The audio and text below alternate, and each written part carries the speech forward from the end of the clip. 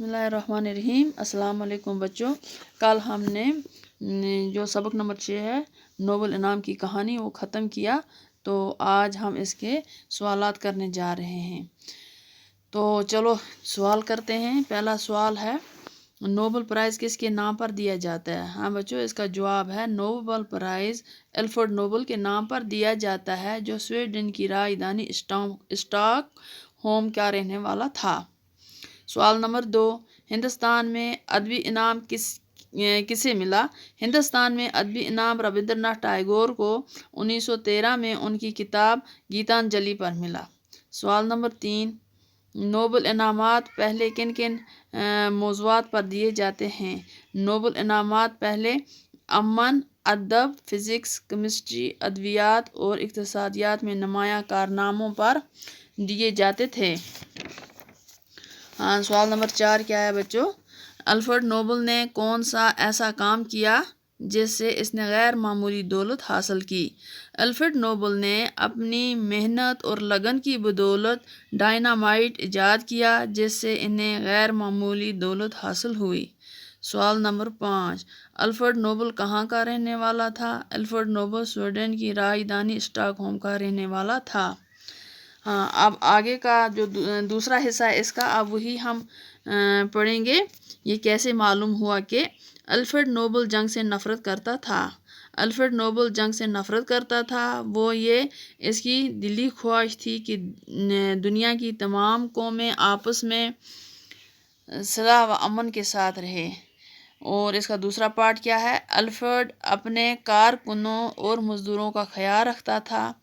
जवाब है इसका अल्फ्रेड नोबल अपने कारकुनों और मज़दूरों का ख्याल रखता था, इसलिए इन्होंने उनके लिए हवादार मकान बनवाए और अपने मुनाफा में काम करने वालों को भी शरीक किया। अब इसका तीसरा पार्ट क्या है। अल्फ्रेड नोबल लालची न था। जवाब, अल्फ्रेड नोबल लालची नहीं था, बल्कि वो फराग दिल था, इसलिए उन्होंने अपने मुलाजमों और मज़दूरों के लिए हवादार मकान बनवाए। तो हमने ये किए सवालात। तो अब ये बुक वर्क जो है ये करते हैं।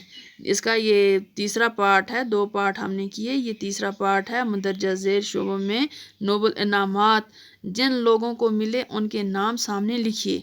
जो यहाँ दिया हुआ है तो उनके जो नाम दिए हुए हैं तो उनका लिखना है कि किस किस में इनको इनामात मिले। जैसे किन के शोबों में, जैसे कि CV रमन इनको नबातात और फ़िज़िक्स में, और रविंद्रनाथ टैगोर को अदब में, हर गोबिंद खुराना अद्वियात, अमृता सिंह इक़्तिसादियात। तो उसके बाद क्या है बच्चों, उसके बाद आ गया नोबल प्राइज़ खाली जगहों को मुनासिब अल्फाज से पुर कीजिए। ये भी बुक वर्क है। नोबल प्राइज़ अदब, अमन, फ़िज़िक्स, केमिस्ट्री और डैश डैश में दिए जाते हैं और अद्वियात में दिए जाते हैं। हाँ, दूसरा पार्ट है इसका। नोबल प्राइज़ डैश डैश में शुरू हुआ, यानी कि नोबल प्राइज़ 1901 में शुरू हुआ। अल्फ्रेड नोबल ने डैश डैश ईजाद किया। अल्फ्रेड नोबल ने नाइट्रोग्लिसरीन ईजाद किया। और इसी तरह है चौथा पार्ट इसका। अल्फ्रेड नोबल अपने मुनाफा में मज़दूरों और कारकुनों को भी डैश डैश करता था, यानी कि शरीक करता था, इसमें शरीक आएगा। और पाँचवा में है अल्फ्रेड नोबल जंग से डैश डैश करता था, यानी कि बेहद नफ़रत करता था, इसमें बेहद नफ़रत आता है। उसके बाद आ गया छठा, नोबल प्राइज़ दुनिया का सबसे बड़ा डैश डैश है, इनामों में से एक है, यानी कि नोबल प्राइज़ जो है वो दुनिया का सबसे बड़ा इनाम है। तो उसके बाद आ गया हम करेंगे इसका पांचवा तो नहीं, तो छठा पार्ट है इसका। ये है पढ़िए और जुमलों में इस्तेमाल कीजिए। पहला क्या है, पहला है अद्वियात। अद्वियात का क्या, इसको हम जुमलों में इस्तेमाल करेंगे। इसका जुमला क्या बनेगा, नोबल इनाम अद्वियात के शोबे में भी दिया जाता है, इसका जुमला ये बना। और नंबर 2 क्या है, इक़्तिसादी। इक़्तिसादियात के, इसका जुमला है इक़्तिसादियात के शोबे में अमृता सिंह को ये इनाम मिला।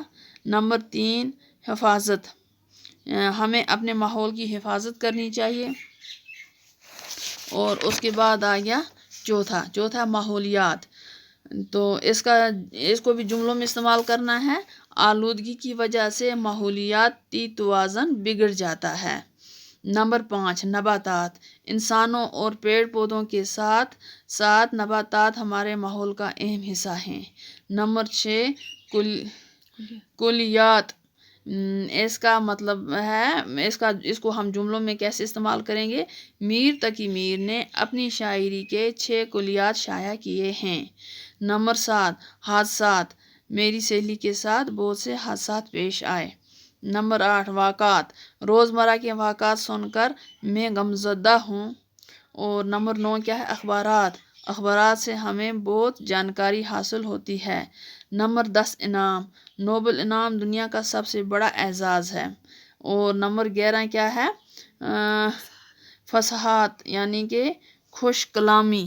ہمیں اپنے چھوٹوں کے ساتھ فصاحت اختیار کرنی چاہیے۔ تو یہ تھے ہمارے کچھ الفاظ جن کو جملوں میں استعمال کرنا تھا۔ اسی کے ساتھ ہمارے اس چھٹے سبق کا مکمل ہو گیا۔ یہ چھٹا سبق جو ہے یہ مکمل ہو گیا۔ تو انشاءاللہ اگلے سبق میں پھر ملیں گے۔ تو تب تک کے لیے اللہ حافظ الناصر۔